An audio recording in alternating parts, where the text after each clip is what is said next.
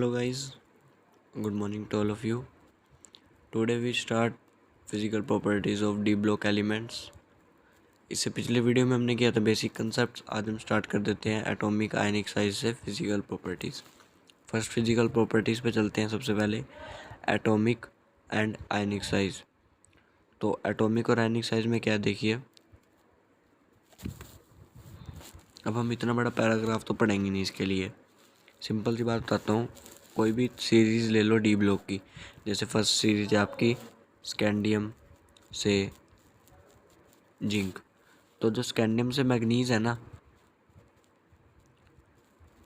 यहाँ पर साइज होगा डिक्रीज, लेकिन मैग्नीज से लेके जिंक तक यहाँ पे साइज होगा इंक्रीज. ठीक है ना. तो यहाँ पे साइज डिक्रीज होगा, उसके बाद आपका साइज क्या होगा, इंक्रीज. तो मैंने आपको भी बताया कि स्कैंडियम से लेके जब हम जाएंगे मैग्नीज तक, यहाँ पे तो आपका डिक्रीज होगा साइज. आगे आ जाओ, मैग्नीज से जिंक पे जाओगे, इंक्रीज होगा साइज. बस इतनी बात ध्यान रख लेना. और आपको इतना तो पता ही है, टॉप टू बॉटम जाते हैं तो क्या होता है. टॉप टू बॉटम जाते हैं तो आपका साइज क्या ओपन हो जाता है यार बीच में. टॉप टू बॉटम जाते हुए तो आपका साइज क्या होता है, इंक्रीज ही होता है. तो पता है. सेकंड है आपका आयोनाइजेशन एंथैल्पी, जो कि आपके सिलेबस में पूछी नहीं जाती, लेकिन मैं फिर भी बता देता हूँ. लेफ़्ट टू राइट जाते हुए ये इंक्रीज होती है चार्ज के इंक्रीज होने से. ऑक्सीडेशन स्टेट काफ़ी इम्पोर्टेंट है, ये काफ़ी पूछते हैं. इस पे क्वेश्चन पूछा जाता था कि हाईएस्ट ऑक्सीडेशन स्टेट कौन दिखाते हैं. एक होता है आपका ओस्मियम, जो दिखाता है +8. हाईएस्ट ऑक्सीडेशन स्टेट है डी ब्लॉक की +8, इससे ज़्यादा कोई एलिमेंट नहीं दिखाता. और एक है रूथियम, इसका एटॉमिक नंबर तो है 76, इसका एटॉमिक नंबर है 44. ये दोनों +8 दिखाते हैं, ये दोनों +8 दिखाते हैं, ओस्मियम और रूथियम. ठीक है. तो आपसे क्वेश्चन पूछा जाए हाईएस्ट ऑक्सीडेशन स्टेट कौन दिखाता है, तो ओस्मियम और रूथियम +8 दिखाते हैं. फिर क्वेश्चन पूछता है मैग्नीज कितनी दिखाता है मैक्सिमम. तो मैग्नीज मैक्सिमम +7 ऑक्सीडेशन स्टेट दिखाता है. ये लिख रखिए मैक्सिमम +7 ऑक्सीडेशन स्टेट दिखाता है मैक्सिमम.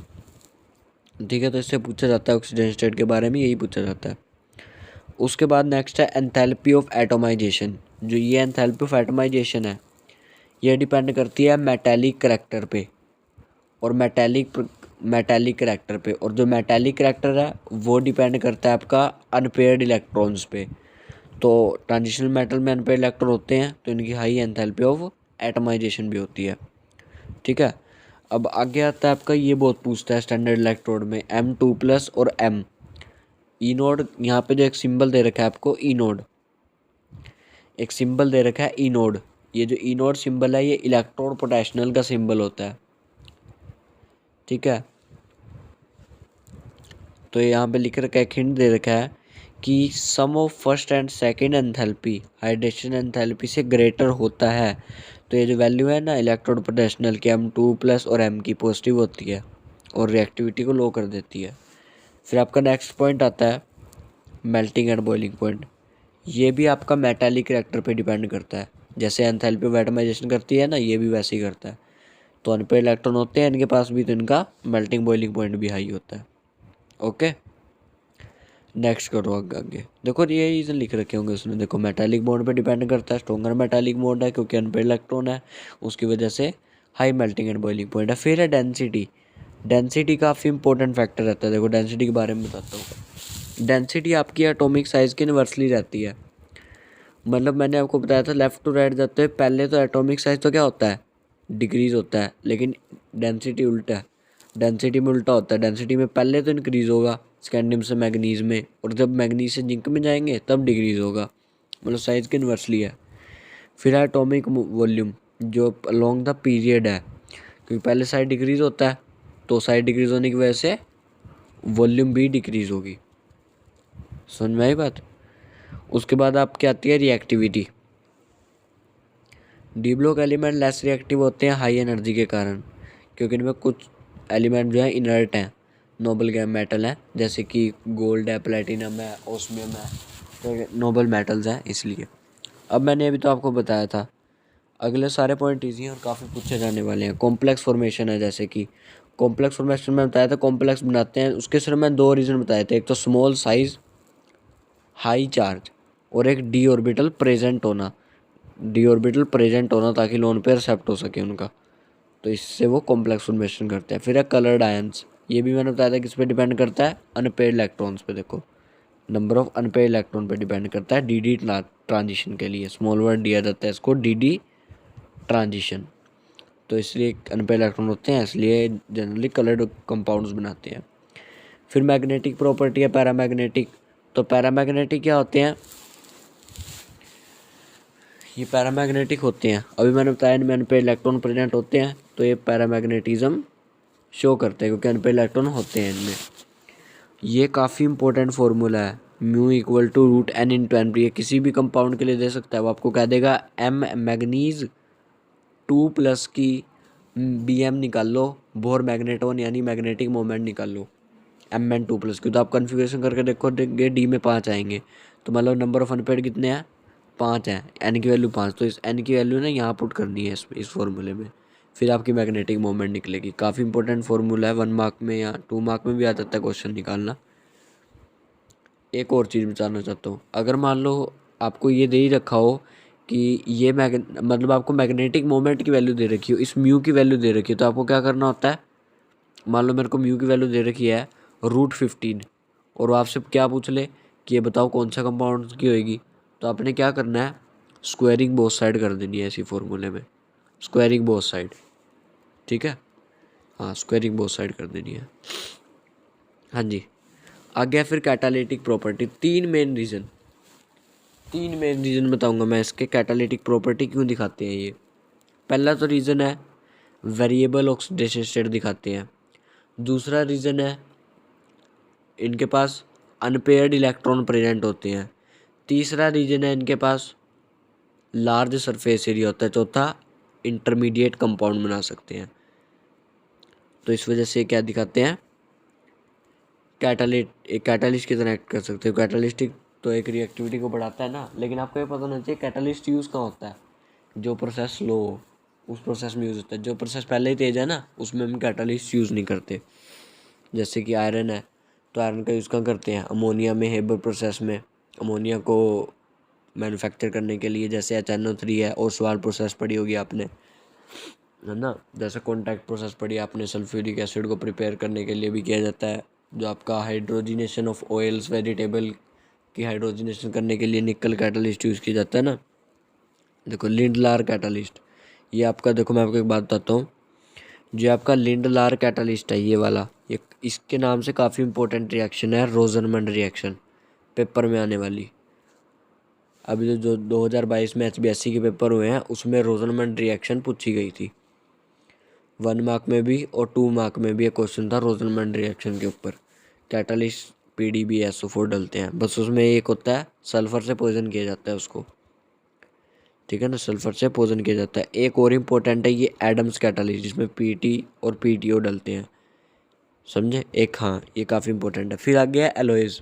एलोइज क्यों बनाते हैं, एलोइज इसलिए बनाते हैं क्योंकि जो इनकी आयनिक रेडियस है वो मोर देन 15% नहीं, मतलब 15% से ज़्यादा नहीं होनी चाहिए, मैक्सिमम इनकी 15% ही होती है या उससे कम ही होती है, इसलिए ये एलोय बना सकते हैं, यही रीज़न है। आयनिक रेडियस इनकी मोर देन 15% नहीं होनी चाहिए। देखो मैं आपको रीज़न दिखा देता हूँ। D block element strong tendency to form alloys because their atomic size similar, one metal can replace by other alloys of. मैं इसका मेन रीज़न इन्होंने दे नहीं रखा, मेन रीज़न इनका यही है कि जो आपका मोर देन 15% नहीं होनी चाहिए आयनिक रेडियस, ठीक है। उसके बाद है लिस्ट ऑफ एलोइज, ये आपको कुछ एलोइज दे रखे हैं, कंपोजिशन दे रखा है किस किस से बनते हैं। इनमें से कुछ एलोइज तो आपने 10th में पढ़ भी रखे हैं। 10th में आपने कौन से पढ़े थे, स्टेनलेस स्टील पढ़े थे। ये जो कोइनेज एलोय है ना, कोइनेज, ये नहीं आपने पढ़ा हुआ, ये आपने नहीं पढ़ा था ना, डेंटल एलोय पढ़ा था। ये brass, bronze, gun metal, bell metal, German silver, ये आपने ड्यूरल मिल और ये नहीं पढ़ा था। ये सारे 10th में पढ़ रखे हैं आपने, जिसमें मैंने टिक किया है। कोइनेज मेटल पे क्वेश्चन आता है 1 मार्क में कि कौन सी मेटल है जो कोइनेज मेटल से बन सकती है, यानी जो सिल्वर, कॉपर और गोल्ड।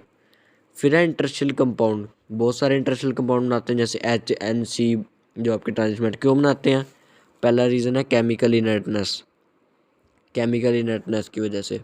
दूसरा रीज़न है हाई कंडक्टिविटी दिखाते हैं। तीसरा रीज़न है high melting and boiling point दिखाते हैं। तीसरा रीज़न है इंटरमीडिएट कंपाउंड बना सकते हैं। फोर्थ रीज़न हो गया था ना वो। तो ये रीज़न है आपके। ये टोलेंस रिएजेंट, लुकास रिएजेंट, इनका मैं एक बार बता देता हूँ, क्योंकि ये नहीं कि ये हम नहीं पढ़ना, ये आगे भी पढ़ना है ऑर्गेनिक में हमने। ऑर्गेनिक में सबसे ज़्यादा यूज़ होने वाला लुकास रिएजेंट और टोलेंस रिएजेंट। टोलेंस रिएजेंट पे 1 मार्क का क्वेश्चन आया था एक, मेरे को ध्यान नहीं है कि क्या पूछा गया था उन्होंने कि ये कौन से मतलब ऑल एल्डिहाइड डैश रिएजेंट, तो यहाँ पे आना था रिड्यूस टोलेंस रिएजेंट। ये टोलेंस रिएजेंट पे 1 मार्क का क्वेश्चन आया था। हाँ जी, उसके बाद है एप्लीकेशन ऑफ ट्रांजिशनल एलिमेंट, कहाँ कहाँ यूज़ कर सकते हैं? तो क्रोमियम को स्टेनलेस स्टील में यूज़ कर सकते हो एलॉय में, एमओ को एक्सरेज में यूज़ कर सकते हो, कैडमियम को ज्वेलरी के जॉइंट्स में यूज़ कर सकते हैं हम, है ना। पोटेशियम डाइक्रोमेट ये इतना आगे पूछा नहीं जाएगा आपसे, लेकिन ये K2Cr2O7 इनकी ऑक्सीडेशन स्टेट्स पूछी जाती हैं। क्या ऑक्सीडेशन स्टेट है इनकी, ये पूछी गई थी। पोटेशियम पर मैग्नेट की MnO4 काफ़ी पूछे जाते हैं, इन्होंने रिएक्शन लिख रखी। ये रिएक्शन मैं कह रहा हूँ इसलिए नहीं पूछी जाती क्योंकि ये रिएक्शन पी ब्लॉक की है। ये पी ब्लॉक में रिएक्शंस काफ़ी पूछी जाती है। पी ब्लॉक में आपको रिएक्शंस देखने के लिए मिलेंगी। ये देखो सारी पी ब्लॉक की रिएक्शंस हैं, ये पी ब्लॉक में देखने के लिए मिलेंगे आपको रिएक्शन। फिर यहाँ पे आके रुक जाओ, inner transitional elements, inner transitional elements ये पढ़ेंगे हम। यानी डी ब्लॉक आपका वही था, ख़त्म हो गया। उसी में से पेपर में क्वेश्चन आएगा जो मैंने क्वेश्चन पढ़ा दिए, जो मैंने आपको करवा दिया है बेसिक प्रॉपर्टीज़ और फिजिकल प्रॉपर्टीज़ से मिला के, उससे बाहर क्वेश्चन नहीं आता। और अब रह गया एफ ब्लॉक, काफ़ी पार्ट कट किया था एफ ब्लॉक का। इनर ट्रांजिशनल एलिमेंट क्या बोलते हैं इनको? एफ ब्लॉक, एफ ब्लॉक क्या बोला जाता है इनको? एफ ब्लॉक बोलते हैं हम इनको।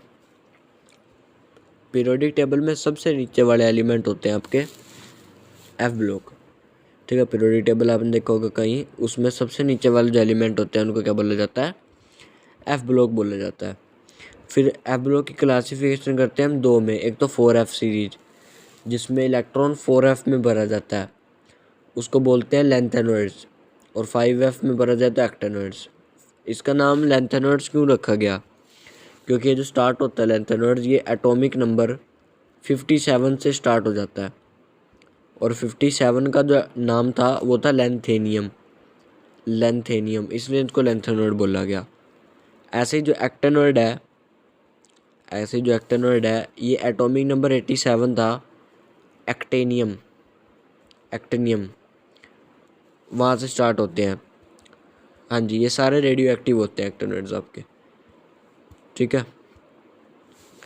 फिर आता है आपका लैंथेनॉइड्स, द 15 एलिमेंट एटॉमिक, देखो एटॉमिक नंबर 57 से लेके ल्यूटेटियम तक 71 तक ये आपके क्या होते हैं? लैंथेनॉइड्स होते हैं। कन्फिग्रेशन ये रही इनकी। एक्सनन, एक्सनन के ऊपर होता है 54, यहाँ 54 होता है, बाकी आपके वैसे जुड़ के देखो 54, ये इसकी जनरल इलेक्ट्रॉनिक कन्फिग्रेशन है। एफ में 0 से 14 आएंगे, डी में 0 से 1 और एस में 2 फिक्स, मतलब कि एस 0 नहीं हो सकता और एफ आपका 0 से 14 कुछ भी हो सकता है, नहीं फुलफिल भी हो सकता है आपका और एम्प्टी भी हो सकता है, ठीक है। आगे देखो, आगे फिर इनकी ऑक्सीडेशन स्टेट आ गई। ये इसमें इतनी पूछी नहीं जाती इनकी ऑक्सीडेशन स्टेट। एक फार्मूला आया है इनकी मैग्नेटिक मोमेंट निकालने का, ये इसकी मैग्नेटिक मोमेंट निकालने का फार्मूला है। ये जो एल दे रखा है ये तो है quantum number, SS spin quantum number. ये +2 में नहीं पूछेगा लेकिन जेई में, IIT जेई मेन में क्वेश्चन पूछता है, क्योंकि +2 के सिलेबस से तो ऐसे कट है, पहले थी लेकिन कट है, लेकिन IIT जेई में है। ये 4 है, दोनों फार्मूले हैं। एफ ब्लॉक का अलग है, डी ब्लॉक का आपका अलग है। फिर लैंथेनॉइड कॉन्ट्रैक्शन मैंने बताया था, जब साइज और एटॉमिक साइज या आयनिक साइज में डिक्रीज होता है, उसी को एक नया नाम दे दिया गया है लैंथेनॉइड कॉन्ट्रैक्शन, बस और कुछ नहीं है। फिर कंसिक्वेंसेस क्या होते हैं, क्या इफेक्ट पड़ता है? तो कोवलेंट करैक्टर इंक्रीज हो जाता है कैटायन का, इलेक्ट्रोनेगेटिविटी इंक्रीज हो जाती है, बेसिक स्ट्रेंथ डिक्रीज हो जाती है लैंथेनियम से ल्यूटेनियम तक। स्मॉल इंक्रीज होता है पोटेशनल्स में। जर्कोनियम और HF की NB और TA सिमिलर है, यही रीजन है इसका लेंथ नोड कॉन्ट्रैक्शन। फिर इसका भी कलर, अनपेड इलेक्ट्रॉन है, इसका भी रीजन कलर। डेंसिटी इसकी भी वही पहले इंक्रीज होगी बाद में डिक्रीज होगी, ठीक है। बाकी सारे इसके सेम रीजन वही हैं, कॉम्प्लेक्स कंपाउंड, आयरन कंपाउंड, जो भी इलेक्ट्रॉनिक कन्फिगरेशन है। ये जो इलेक्ट्रॉनिक कन्फिगरेशन ये दे रखी है आपको RN5F014, ये आपकी एक्टेनॉइड की है, ये एक्टेनॉइड की है RN54 वाली, ठीक है ना। एक्टेनॉइड कॉन्ट्रैक्शन भी वही है, साइज में डिक्रीज होना। पुअर शील्डिंग मतलब साइज में डिक्रीज ही होना है, ठीक है। तो यहाँ पे आपका ख़त्म हो जाता है, बाकी सेम रीज़न रहेंगे, सेम रीज़न है बाकी सारी प्रॉपर्टीज़ के, डी ब्लॉक की तरह ही। तो ये था आपका डी ब्लॉक और एफ ब्लॉक, जितना इसमें है वही सिलेबस में है जो मैंने पढ़ाया, बाकी सारा आपका सिलेबस से कटा है। देखो काफ़ी मैंने आपको यहाँ से स्टार्ट करवाया था बेसिक से, ठीक है। तो आज के लिए इतना ही, फिर हम नेक्स्ट वीडियो आप कमेंट करो कौन सी उस पर बनानी है चैप्टर पे, क्योंकि मैं आपको चैप्टर नंबर 5 करवा चुका हूँ, सरफेस केमिस्ट्री करवाया मैंने अभी चैप्टर नंबर 5, और चैप्टर नंबर ये 8 है, चैप्टर नंबर 8 करवा चुका हूँ मैं आपको, D and F block elements. इसके क्वेश्चन आंसर्स की वीडियो डालूंगा मैं MCQ की, वो आपको डिटेल में करवा के ना इसकी वीडियो डालूंगा मैं। तो लाइक कर देना, वीडियो पसंद आई हो तो शेयर कर देना, चैनल को सब्सक्राइब कर देना। तो बाय गाइस, मिलते हैं अगली वीडियो में। कमेंट करो गाइस आप कौन सी चैप्टर पे मैं वीडियो बनाऊँ आगे, क्योंकि मेरे को लग रहा है अब मेरे को सॉलिड स्टेट या फिर पी ब्लॉक, सॉलिड स्टेट या फिर पी ब्लॉक या फिर कोई ऑर्गेनिक का चैप्टर। ऑर्गेनिक तो वैसे इकट्ठी की जाती है, ऑर्गेनिक कभी अलग अलग नहीं की जाती। तो पहले हम इनऑर्गेनिक पार्टी करेंगे, DF और surface chemistry. Electrochemistry tough part है क्योंकि उसमें न्यूमेरिकल है। DF आपका आना है HBSC के हिसाब से 6 मार्क का आना है, जो आपका डी एंड एफ ब्लॉक है वो आपका 6 मार्क का आना है HBSC के हिसाब से, और सरफेस केमिस्ट्री आनी है 5 मार्क्स की। तो ये मिला के आपके बन गए 11 मार्क्स। तो 2 चैप्टर 11 नंबर के हैं, काफ़ी इंपॉर्टेंट है। तो मैं नेक्स्ट चैप्टर या तो सॉलिड स्टेट कराऊंगा या फिर आप कमेंट कर देना या पी ब्लॉक। मेरी तरफ से नेक्स्ट चैप्टर आपका सॉलिड स्टेट या पी ब्लॉक रहने वाला है। तो आज के लिए इतना ही गाइस, मिलेंगे अगली वीडियो में।